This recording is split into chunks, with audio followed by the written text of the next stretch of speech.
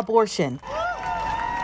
A decision deeply personal for one New York City woman who got pregnant amid the COVID-19 pandemic. A fetal heart defect, she says, led to family heartbreak.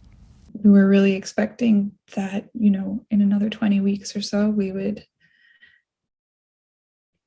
be a little bit bigger as a family.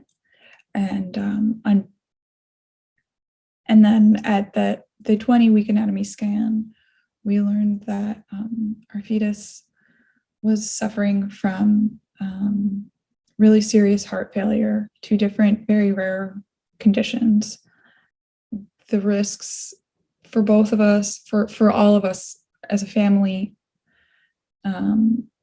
became too serious, or it led us to decide to led me, with my husband and his support, and my family and my friends' support, to decide to end our pregnancy. For privacy reasons, she's asked to be identified only as Stephanie S. and says she and her husband wrestled with the decision after she spent 11 days hospitalized alone to try to treat the heart condition. I can't imagine that anybody else could ever have made a more informed or loving decision than the one that I made. To be pro-life is to be pro-woman. A new AP NORC poll shows most Americans say abortions should usually be illegal in the second and third trimesters or after the first 12 weeks of pregnancy. Certain groups of pregnant people are more likely to obtain abortion care later in gestational age because of these barriers.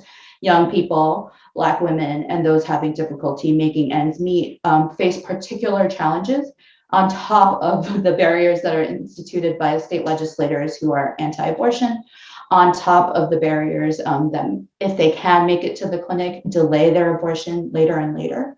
The poll shows 87% of Americans say a pregnant woman should be able to obtain a legal abortion if her own health is seriously endangered by the pregnancy. 84% support if the pregnancy is the result of rape or incest. 74% of Americans think an abortion should be possible if the child would be born with a life-threatening illness. I don't dispute that, pregnancy can pose challenges for women.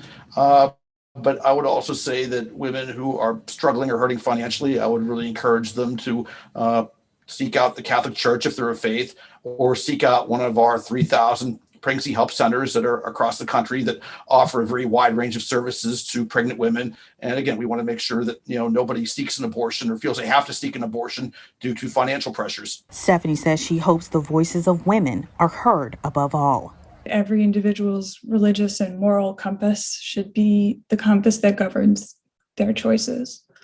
And I think those can vary, and I think that makes sense. And I also think that there's never a person who is more informed or well-intentioned than the pregnant person. Hillary Powell, Associated Press.